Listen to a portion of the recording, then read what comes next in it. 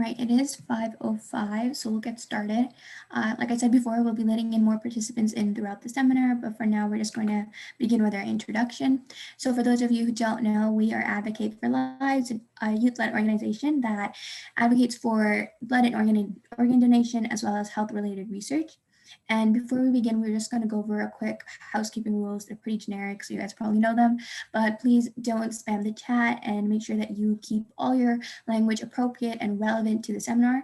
Please make sure your mics are on mute throughout the seminar so that there are no interruptions. And you guys already got the notification, but this session will be recorded, and we do that so that we can post it on our YouTube channel for anyone who ever wants to watch them later on. And finally, we'd appreciate for those of you who'd like volunteer hours or shadowing hours for the seminar to rename yourself with the name you'd like on your certificate. We'll explain more about how you can get the certificate in the end. But yeah. Yep, so now that we've got those rules out of the way, let's get to what you guys have been waiting for. Today we're going to be talking to Joshua, who's a current infectious disease PA and preceptor, as well as teacher to PA and medical students. We'll be addressing all of your questions that you asked through the Google Forms at the end, and any that you guys have throughout the presentation in the chat. So without further ado, Joshua, please take it away. Awesome. All right. Thank you all for that intro. And thank you all for inviting me. And thank you all for joining us on this lovely Saturday afternoon, evening, wherever you're tuning in from. So yeah, I'm Joshua, whichever works, PA here in Dallas, Texas. And I wanted to just spend the afternoon with you all talking about sort of a little bit about my journey to become a PA and what I do as a PA and kind of what a normal day at my work looks like, and then what it kind of looks like other, I guess, extra work or extracurricular, if you want to put it that way, things that I do as a PA in the Dallas community. So let's continue. All right. So the slides are going to roll through them pretty quickly. But let me know if I'm going too fast. Let's see, disclaimers, no conflicts of interest, not sponsored by anyone or anything like that, or affiliated with any companies. Every journey is unique and results may vary. So I'd just like to let everyone know about that my journey may not be yours, but at least you can see other people's journeys. Yeah, like I said, I am currently in Dallas, Texas, but I would say I grew up in the Washington, D.C. area. I've been working in ID HIV care since 2017, so coming up a little close to 4 years now. I've been a certified HIV specialist since January 2020, and that's more of just sort of a separate, I guess, continuing education that I tested for, sat for the exam for that. And so just a little more extra credentialing as an HIV specialist here in the United States. And some hobbies of mine, photography and piano. And when I do have time, I do co-host a podcast called Family Time with other fellow PAs. Some who work one who works in ID, others who work in GI, and another that works in urgent care, ER. And so it's just more of I guess sort of a time for us to talk about things outside of healthcare and outside of medicine. And now with it being Asian Pacific Islander Heritage Month, it is here in the United States. It's been a time for us to sort of connect as Asians as well. Okay, let's see. So going into more of my sort of undergrad journey. So I went to George Mason University in Fairfax, Virginia, which is just right outside DC, probably a good 15 to 30 minutes drive, just depending on traffic. Okay, maybe 30 to 45 minutes, if anyone's familiar with that area. I earned my Bachelor of Science in Biology with a concentration in microbiology. I did a lot of pre-health club stuff and cultural clubs, well, mostly as far as just pre-med club. There wasn't really any pre-PA or like pre-PT. There was pre-dentistry and vet type of clubs, but then there was this general pre-health club, but I was active in those and then also active in cultural clubs. And I found it's always important to do things outside of medicine, hence my hobbies. And then just the cultural clubs I was a part of was the Filipino one and then the Vietnamese one. I'm not Vietnamese, but I had a lot of friends who are Vietnamese. And so it was just a time for me to sort of connect and learn about other people's cultures and do things outside of just study. And then I worked part-time as a hospital patient transporter at the local, I guess, major hospital network there. And so that was one of my major ways of earning experience and patient contact hours, I'd say. And again, I just, the whole key just highlights something that I always like to bring up, and that, yeah, it's great. You want to hit all of the pre-health stuff in your undergrad years. You want to get your hours, get your, your patient contact hours, get your volunteer stuff in. But at the same time, you want to also do other things, show your well-roundedness. I know some of you are in high school, some of you are in undergrad still, and it's always important for applications and just for your own mental health, to do things outside of just studying and to do things outside of just medicine. Okay, so I graduated some time ago. I won't say when I graduated undergrad, but I didn't go directly into PA school, which is a master's program here in the United States, about 2 to 3 year program. I actually wasn't sure I wanted to be a PA or do much in medicine. I was really interested in research, and I still am to this day, and still involved in research to a capacity. But I worked at Georgetown University in cancer research as a research assistant, and then I also did a year working with a genetic and opioid research company, looking into genetic and opioid use disorder. And then I did other stuff too, volunteering. So again, this was after graduating. So again, I continued a lot of the same volunteering, a lot of other work that I was doing in undergrad. I think it's also important to show your longevity. Say you don't get into PA school or medical school or what have you right after undergrad, but it's important to continue doing, if you enjoy doing that volunteering, you enjoy doing that, whether that job or whatever that might be, continue doing it. And when you apply or if you have to reapply, continue doing that, and it just shows your commitment. And so thankfully, I was able to get into PA school after my first cycle, I only had to do one round of applications. Applied to about 8 schools, interviewed at a few, I got accepted at a couple, and I picked one. And again, just highlighting research. So thankfully, and was blessed to be accepted into Drexel University in Philadelphia, Pennsylvania. And there I spent a few years, about 27 months, a little over that, just because of moving and transitioning. But most PA programs are about 2 to 3 years, anywhere from 24 to 30 months. It's just variable, and they all have the information on their websites. But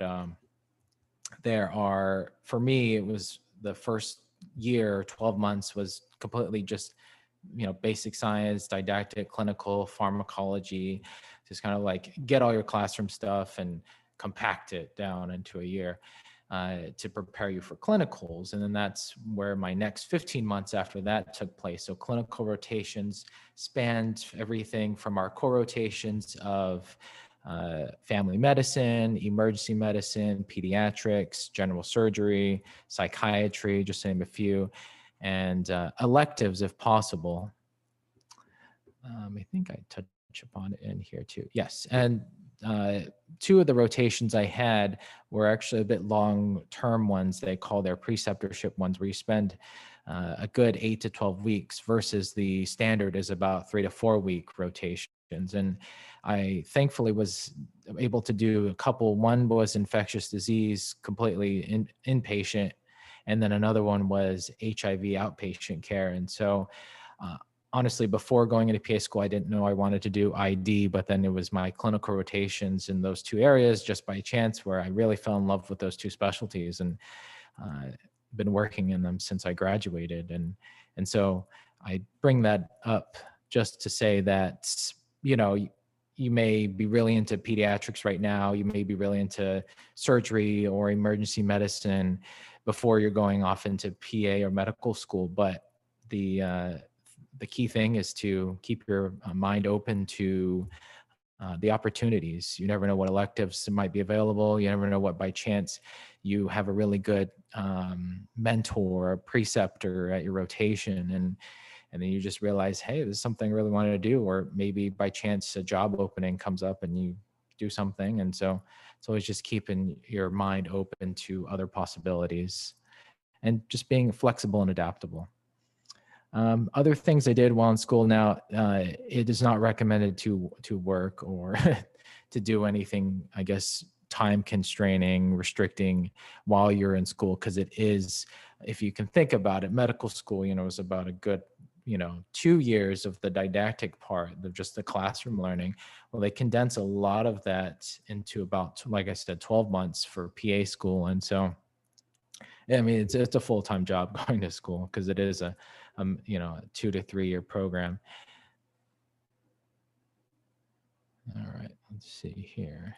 And so, yeah, I did do things that were helpful to my learning, being a tutor when I was on rotations, doing some individual group studies was also very helpful for exams. And then there was a national PA conference that happened while I was in school, and I was fortunate enough to be selected to go to that and attend. And it was just a great networking opportunity. So if you ever have that opportunity, when conferences are allowed, when you all are in your respective schools in the future, definitely if you have the opportunity to attend a conference, I highly recommend it. So I graduated PA school in about 2017, late 2017 or mid to late 2017. And then I took the PANCE, and the PANCE is the PA or Physician Assistant National Certifying Exam. And that's our board exam to be nationally certified. And it's about 6 hours. So there's definitely a lot of studying that happens during school for it, but then also after school, after graduation. And then the picture I have is just some of my classmates who I'm still in touch with to this day. Applied for state licensure. And so I think there was a question that came up as far as any like restrictions or quotas. And honestly, not here I know not in Texas and most other states, there's not a limit to how many PAs or NPs or MDs or DOs can work in the respective states. It's just a matter of applying and fulfilling the criteria. Some states do have a lot more requirements. But again, you wouldn't have to worry about that until you're close to graduation and you know what state you want to work in. And about that time after I graduated, applied for jobs, interviewed quite a few, and then fortunately found one here in Dallas that at a hospital where I have the opportunity to work in infectious disease and HIV. And then after school, there is a gap for most people in, you graduate, you take your exam, you apply for jobs. That can vary for most people, especially now I've heard since during the pandemic it can take a few months. And so that's always an optimal time to continue your learning, because, you study week, study constantly, and then all of a sudden you graduate, and then that regimented studying slows down. And so it's always important to keep up your skills while you're waiting to interview and apply for jobs. And so, yeah, never stop learning. And so, like I said, thankfully, I found the opportunity Infectious Diseases. That's a really old poster that I found. So infectious diseases is a subspecialty of internal medicine. It includes many different things, HIV care, which usually bundles with primary care. The infectious diseases will treat any infections that cover any and every organ system. Probably familiar with tropical infections or travel medicine, malaria, and dengue fever, and just to name a couple. Transplant medicine as well too, as far as like immunocompromised patients, sexual health, sexually transmitted infections as well. And then you'll find infectious disease providers, PAs, NPs, MDs, DOs, working in hospital on the inpatient side and working in the clinic outpatient side. And just putting a little key next to HIV care, primary care, because that is where my passion lies, and that's where I spend a majority of my time is in HIV care. So a little bit more about what do I do. Now I think we'll get to this good part here. So half of my time is inpatient. The other half of my time is outpatient. So inpatient in the hospital and outpatient in a hospital-based clinic, or just essentially a clinic. And so what my inpatient time involves is usually being part of a consult team service. And so, it's a whole system of teams, specialties working together to treat each patient. And so if there are certain things that there's a primary hospitalist team can't manage, then they will consult infectious disease, especially during the past year with COVID, consulting to as far as helping to come up with antibiotic regimens and whether it's HIV therapies or other infectious management.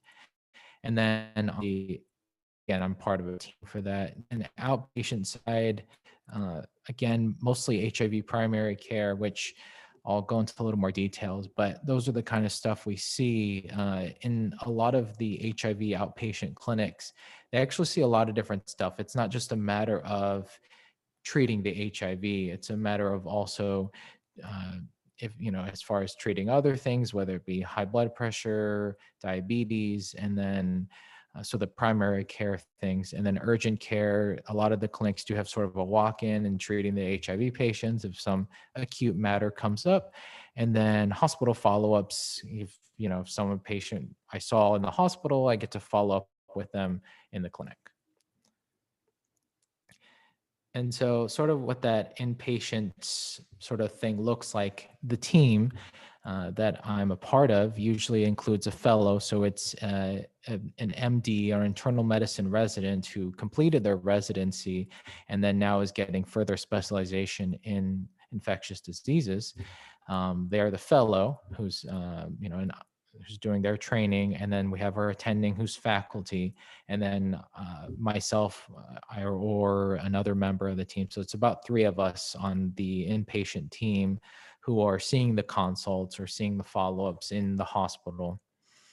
And so, yeah, on a typical day, we will see follow-ups as far as patients that we were consulted on, and then that we were trying, we're just maybe following up on blood cultures, following up on any other tests that we had ordered, or imaging that we had ordered, and sort of modifying and curtailing things as new data comes up.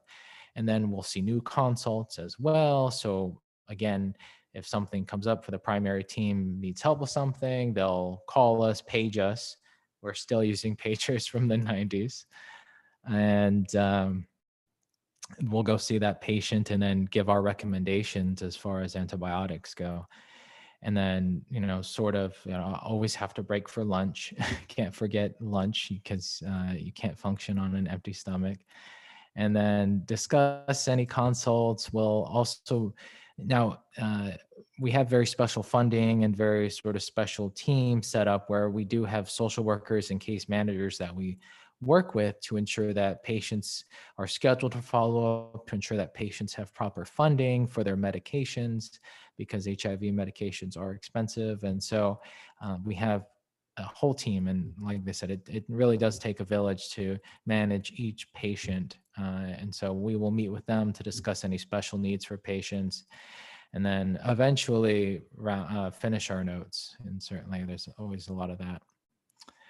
And so wanted to briefly just sort of talk about the kind of cases that we see on the inpatient side. Certainly, like I said, antibiotic recommendations, and that can be for any kinds of infections, from your respiratory or pulmonary infections, pneumonias, whether that's hospital-acquired or community-acquired pneumonias, to your endocarditis or your infections of the heart or heart valve, or whether that be cardiomyopathies, and then any bloodstream infections as well too. So any septic or sepsis type infections, osteomyelitis, as far as any bone and joint infections, whether that's from like a diabetic toe or diabetic foot wound that then caused the bone to be infected, or whether that's an infection in the spine or what have you. And then abscesses, whether that be brain abscesses, even skin abscesses, abscesses maybe in the abdomen or in the neck, or what have you. We'll be consulted again to come up with helping the primary team figure out what tests would be appropriate, and as well as what antibiotics would be appropriate until we get more data to narrow and modify the antibiotics as needed. And but we're not a procedural team, and so we don't do anything as far as like draining or cutting or changing any lines or anything like that. That's all sort of handled by the primary team and their nurses. We'll be consulted on intra-abdominal infections, and as well as urinary tract infections, and then opportunistic infections I want to bring up because that's also a big thing that we see in patients who have HIV and advanced AIDS. And part of that might be a pneumonia, or might be a brain infection, or some other maybe a cerebral spinal fluid infection that would not normally affect someone who's immunocompetent. And so certainly the hospitalist team will ask us for help in managing those infections. So now into the more outpatient side of what I do. So PAs, NPs, MDs, DOs, they all work in the infectious disease outpatient clinics. The unique thing is that we are a team because we all share patients, but then at the same time, we also act as primary care providers for our own panel of patients. And so we're very autonomous, I'd say, in the outpatient setting. Because we'll spend most of our day just seeing our patients that are scheduled with us, and we're not, I guess, checking out patients, or this as far as like we're not sharing the patients with an MD or a DO. They have their own patients, I have my own patients, and then if something crazy comes up or something that I'm not sure of comes up, then I can ask my colleagues for help, or maybe have a question about certain management. And then to talk about more of like the patient-centered medical home. So in the HIV care setting, a lot of it is, as I mentioned, we do a lot of things in addition to just their primary medical needs. We have psychiatry there, we have psychologists, therapists there, we have case management, again, if there's any sort of special financial or housing needs for patients. And then also as far as group therapy.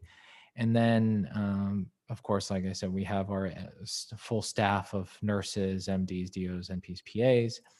And so a typical day, usually we'll have either like an hour of grand rounds or a conference where there'll be a lecture.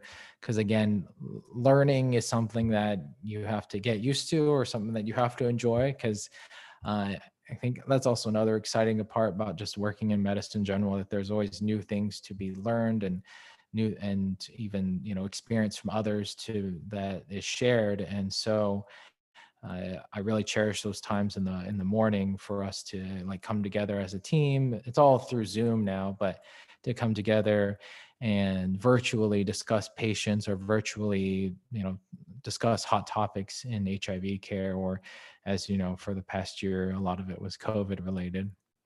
And again, like I said, we have our own panel of patients. So I'll have anywhere from 10 to 14 patients scheduled throughout the day. It'll be a variety of visits, whether they're new patients or follow-ups, or hospital follow-up patients.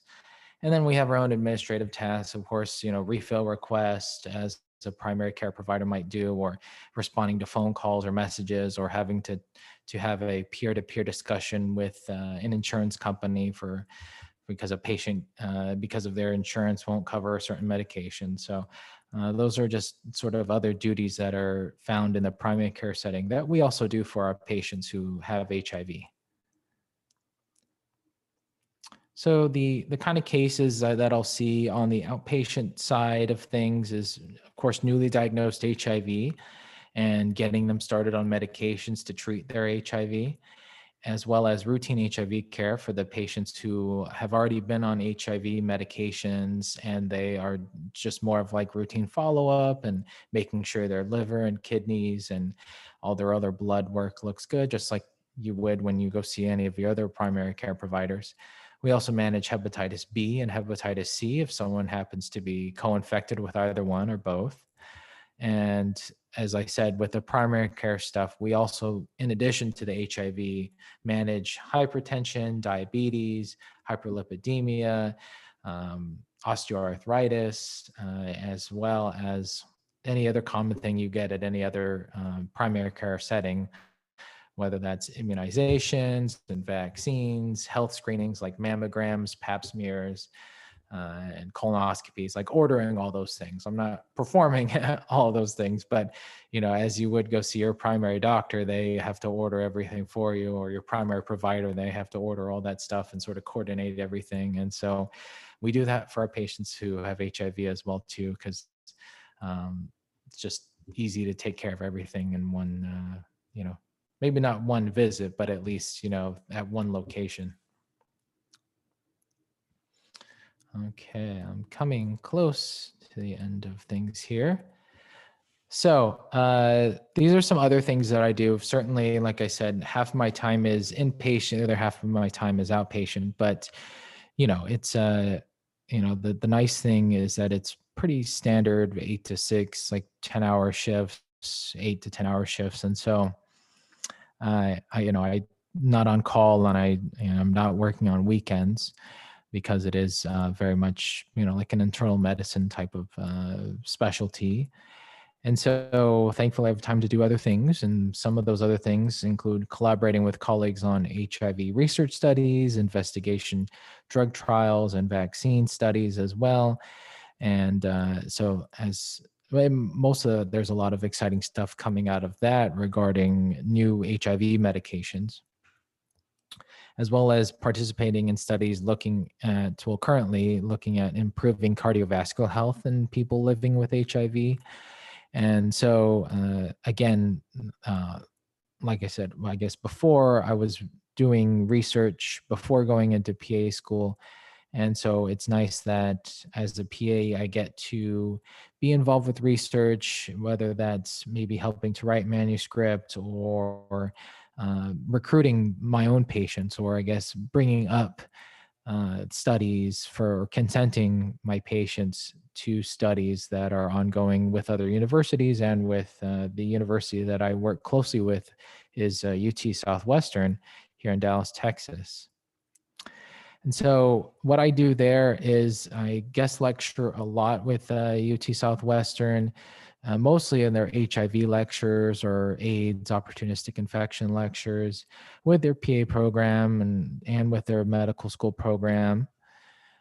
Let's see here. And then I'm also a clinical preceptor for the PA students. And so what that essentially means is that when students go out on their clinical rotations, they'll work under a practicing provider. And so for the PA students and med students that are in their infectious disease rotation, or they're doing an outpatient HIV or outpatient family medicine rotation that includes HIV, they'll do a stint, or they'll do some weeks with me and seeing my patients with me, and sort of doing their clinical rotations with me, being their clinical preceptor, helping guiding and teaching them.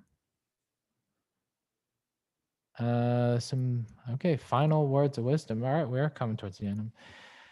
All right, so learn from others, but don't compare yourself to others. I always like to emphasize that. It's, when you go off to school, even now, I'm sure those who are in undergrad right now, or in maybe post-bac programs, or even in other master's programs, I mean, people are always comparing themselves all the time. And so I think it's just important to focus on yourself and make sure you cover everything you need to cover. And, uh, you know, you can learn from others. Like I said, learn from, I guess, I guess, path, but at the same time, carve your own path and do things that you enjoy, do things that make you stand out. Find and appreciate your support system. It's medicine's a long journey. It's a never-ending journey. Sometimes it feels like, and so your support system, whether that's your family, your significant other, your partner, any loved ones, friends that you spend time with now, and or the ones that you stay in touch with through school, and or what program you might be in, appreciate them and keep them close. And remember to remind yourself the why. Yeah, this is another thing that I think also a lot of us had to do during especially during our training, during the classroom learning, through all the exams that we had to go through. Uh, I think being clear on the why, yes, whether that's for you trying to um, knowing why you're doing this, why you were spending so much time doing this, what is your, knowing what your end goal is, reminding yourself what your end goal is through all this, and that you want to be working in medicine, you want to be helping, saving lives, you want to be doing research that will better the future, or helping one individual at a time. And so just remember that as you're buried in the books, like, why do I have to learn this muscle insertion into this bone, or why am I learning the clearance of this drug through this renal tubular system? And you're just like, this seems like so crazy and so time consuming. But remember why you're doing this. You're doing this because someday it is just going to be you and that patient, and that patient in front of you, and they're going to be relying on you to help guide them on their own personal health care journey, or just their personal health journey, whether that is them going through cancer treatment, or they're battling this infection, and in this case getting through HIV, and helping them get their HIV under control. And I always also like to say that, yeah, life is stressful, as we all know. And so, uh, going back to do the things that make you happy when you can, whether it's even just listening to music, or going outside for a walk, or going outside for a run, or playing some sort of sport, or just doing something that's not, you know, in front of in front of your textbook or what have you, or in front of the lecture, and just you have to take breaks when you can, because school is stressful, but you can get through it. And you just have to, like I said, whether that's relying on your support system as far as helping you get through it, and then finding your healthy ways to deal with stress is very important. And if something works for you now, then I'd say stick with it. Don't reinvent the wheel for yourself, if something's working. All right, and that's sort of the last bit there. Thank you all for, yeah, again, inviting me and spending your evening, afternoon with me. Hopefully you learned a little bit about what at least PAs do in the ID world. And so I'll open the floor for anyone that has questions, or if there are any questions that I can answer. Yep, thank you so much for the amazing presentation. And we're going to be moving on to just asking the questions that the participants have already sent in. But guys, if you have any more questions, just drop them in the chat and we'll ask them. For sure. So our first question was, what do you love most about research, and what's your advice when it comes to getting involved in research during undergrad and as a career path? Oh, yes. Yeah. the biggest thing of research is there's always about getting to publication, and that is an exciting part of it, is seeing your work get out there for others to read. But also just getting data is a very exciting thing, and then analyzing that data, like crunching numbers is a thing you're into. I sometimes do enjoy that if I have the opportunity. But as far as getting into research, there are many opportunities to do that. I remember when I was an undergrad, one of my physics professors was working in a research lab, and so that was sort of a way to sort of like shadow and see. I didn't end up going into physics research, of course, but your professors, usually, if whoever your professors are in undergrad or in your postgrad program, and they're and you look them up on their website and you see that, or on the university website, and you see that they work in research and they have a lab, then that's one connection for you to try and see if they're looking for volunteers in that lab, or if there's research opportunities in that lab. The other thing is, again, there are outside companies as well too that are in research, or university hospitals. And if you want to do, I guess, the more traditional route, that would be just sort of applying for a position as a research assistant or research coordinator, and applying through their website, or if they had posted it on LinkedIn or some other job website, then that can be a more traditional route to do it. Yep, and so someone in the chat just asked, how can you get more involved in research as a PA? Yes. Well, again, it helps if you're affiliated with the university. And so thankfully, the hospital I work with is affiliated with UT Southwestern, and who have faculty and physicians who are heavily involved in research. And so it's really just making those connections with them. So that would probably be the best way to say, is if you're looking for a job as a PA and want the opportunity for research, possibly, maybe not as a main part of it, but as a part, a small part, even a side part, then definitely look for university hospitals or working in university, because especially ones that are known for doing medical research, healthcare research, then that's your best bet to sort of set you up in the path to do more research or find more research opportunities, is getting yourself into that facility or that university that is already flourishing with research faculty. For sure, that makes a lot of sense. Another question we had was, why did you choose to be a physician assistant over other medical professions such as nursing or being a physician as in a doctor? Yeah. Yes, that question comes up all the time. And for those that are applying for PA school, that is also what you're going to be asked throughout your interviews. And to put it simply, I worked with PAs when I was doing research, and I saw what they did with patients, and as far as the path or the time to become a PA, as far as I know, I wanted to work with patients, and I wanted to be in the clinic and in the clinic setting, and I know PAs can do that. And I wasn't, at first I was working in research, but I really just wanted to be in sort of, the clinical care. And so being a PA allows me to do that. And I guess the fastest path possible. And so, you have to take time and money into consideration of it as well too. But for me personally, I wanted an efficient route to, getting into clinical care.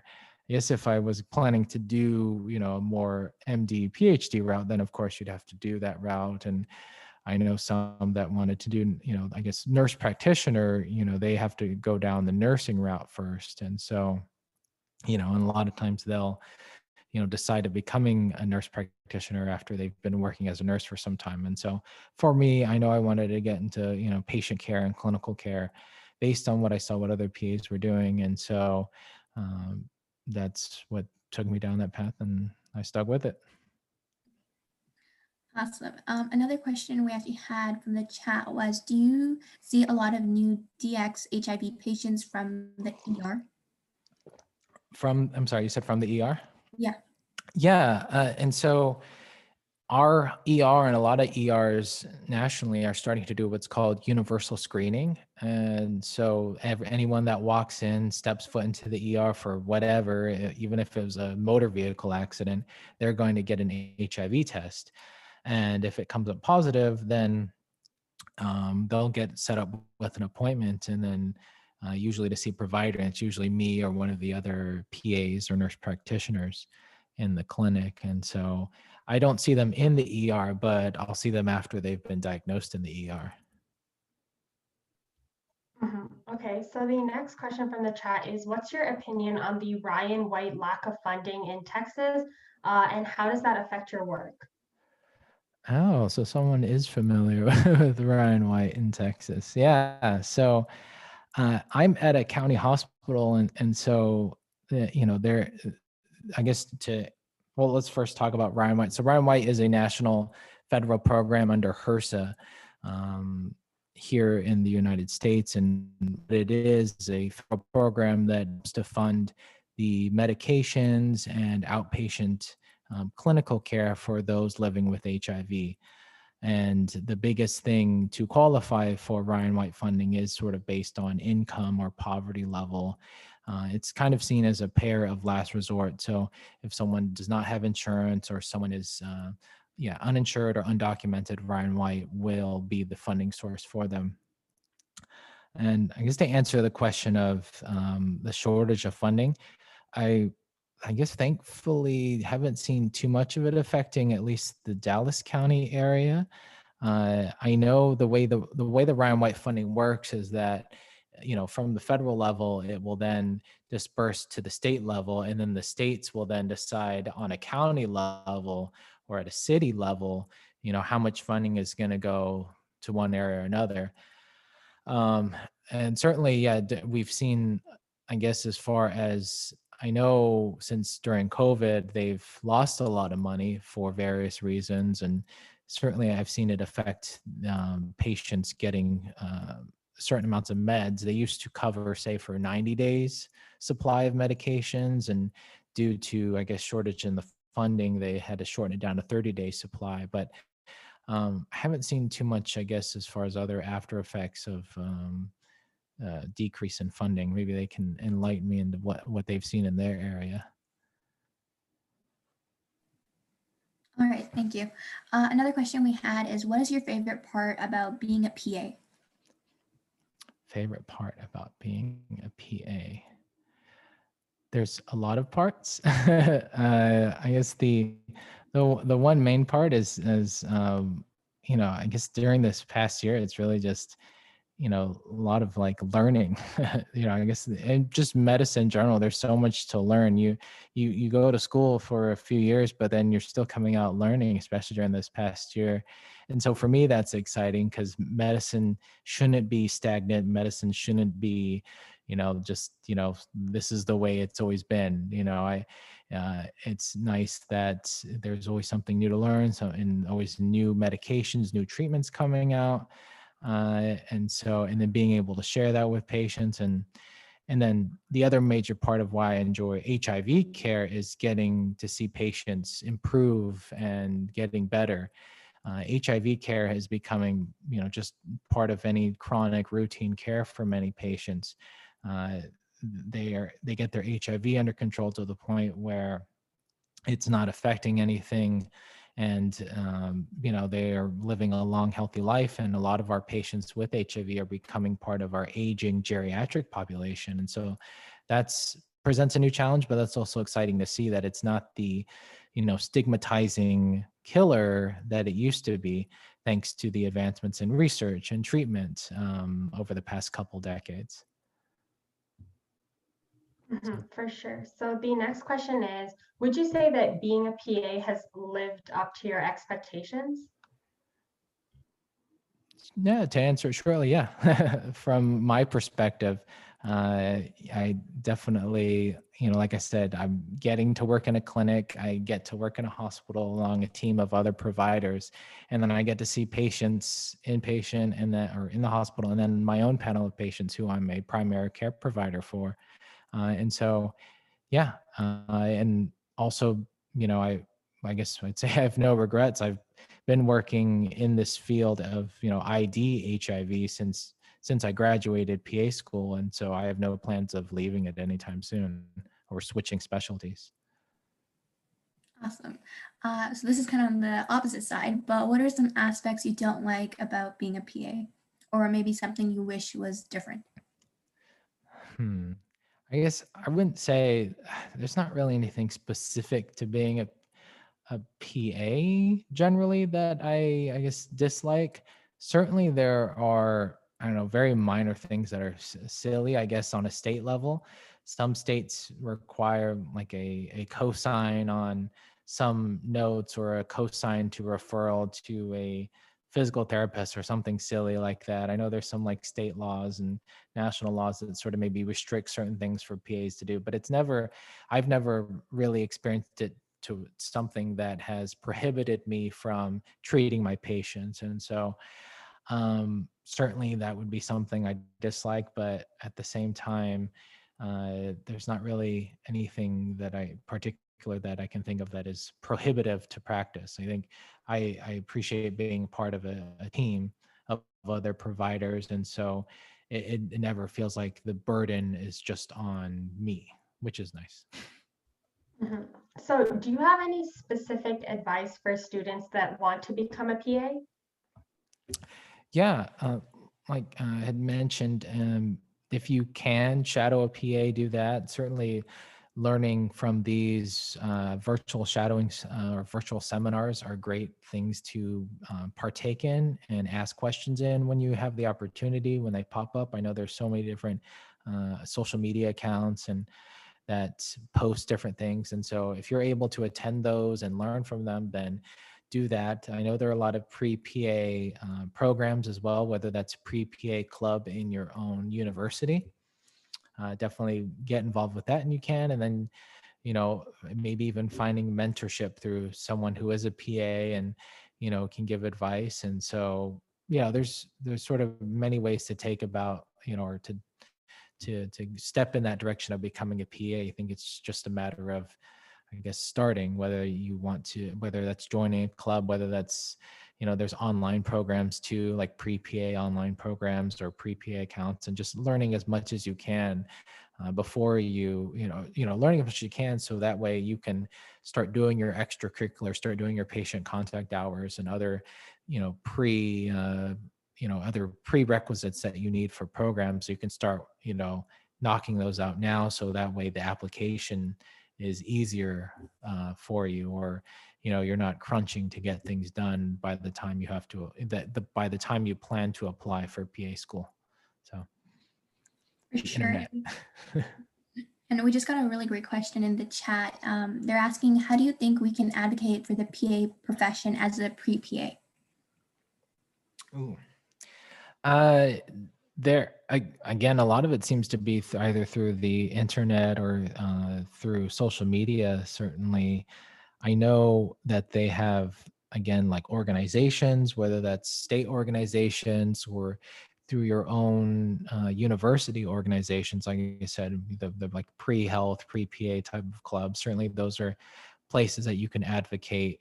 Um, Again, I think most of the advocacy should focus on, I guess, as you start to get closer to becoming a PA or as you start working as a PA. Certainly that's when you should push for your more advocacy efforts. But I think as a sort of pre-med, pre-health, pre-PA, you can start from where you're at, whether that's in your own local organization or your local university or local school. Awesome. So this is more specific to the process of applying to PA school. Mm-hmm. So how important would you say is your GPA when you're applying, and what are some other important aspects of the PA application process that I guess you could say people might overlook? Yes, definitely. You want to make sure you hit all the requirements that a program asks for, and that's why it's always important as far as your planning on what schools you're applying to. And again, there are many social media accounts and other like online programs, and of course the national organization of aapa.org.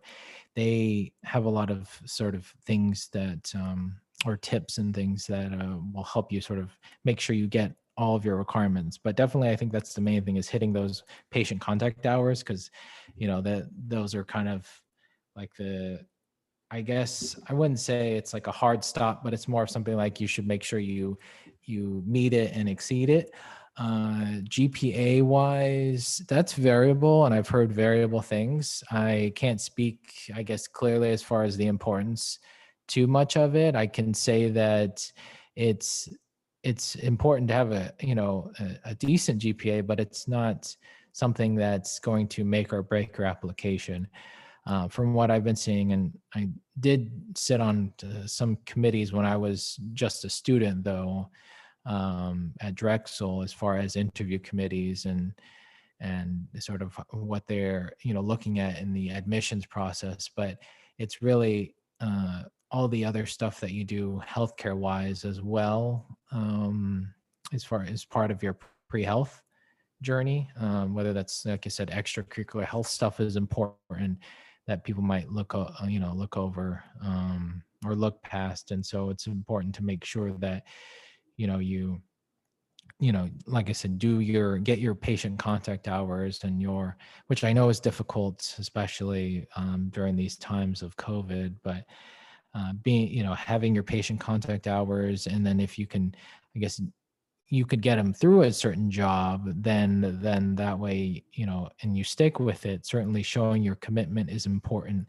Like I'd mentioned, showing your longevity is important for applications. And again, sort of showing a little more well-roundedness. Like I said, for me, there was, I did other cultural clubs, and so that sort of shown on my application. I don't know how much weight it had, but I know, generally speaking, a lot of the other applicants in my class and then other classes after me, they did stuff, outside of just medicine, whether that was like, cross country or some other sport or something like that. And showed that they weren't just, someone who studied all the time. I think that's an important thing to take away, that they don't want someone who's just studies. Yep, for sure. So the next question is, did you take the PCE? And if you did, how was the experience? I'm guessing I didn't take the PCE, unless it doesn't sound familiar. It sounds like an exam. Yeah, I believe it's for physiotherapy. Oh no. Yeah. No, unless someone else can chime in the chat. I honestly don't know what PC is. I've heard of, maybe I thought maybe it was like patient contact something, but it sounds like an exam. And no, I don't think I don't even, is it a requirement? I don't remember it being a requirement for PAs. Yeah, not too sure. Someone Yeah. I think was curious about it. Okay. Yeah, I'm sorry. I guess maybe Google might be your friend on that. I will say that it was not the most of the, I guess, the pre-PA exams, since it is a master's program, and here in the States, there's a requirement of many programs to take the GRE. And so that might be something that's, and again, just like with the GPA, the GRE, it's important to have a decent score, but it's not the thing that's going to make or break your application. But if it's something, again, that's why it's important to look at the programs you're interested in and see what the requirements are, and just make sure you hit the requirements, so that, your application is not like flagged for something missing. Yeah, for sure. Another question we had was, how many years or what's the process like to get specialized as a PA in ID, and how does that differ from other specialties? Yes. So as far as I started already working in ID, and there's not really a sort of fellowship or residency type of thing for infectious disease. Just generally speaking, the HIV certification I did was a process that took about a year to 2 years, and it involved mostly, again, seeing patients who have HIV, working, if you're working in an HIV clinic, you'll already know about sort of the certifying process or credentialing process for that. And so it requires doing a certain amount of continuing education credits. and then seeing a certain amount of patients within a 36-month period before you sit for the exam, which is not too long of an exam, but yeah, as with anything, it's another exam to be credentialed or certified in.